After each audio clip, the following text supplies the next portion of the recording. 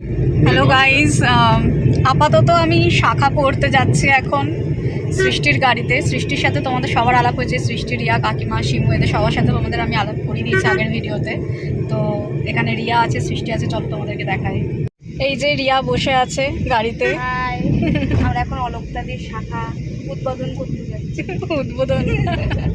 এই যে সামনে সৃষ্টি গাড়ি চালাচ্ছে, আর আর এইদিকে কাকিমা টাকা আছে, কাকিমাকে আসলে বয়স হয়ে গেছে, সামনে বসিয়েছি, সিনিয়র পার্সন তো সামনে দেওয়া হয়েছে। এই জন্য আমাকে দেখাতে চাইছে না।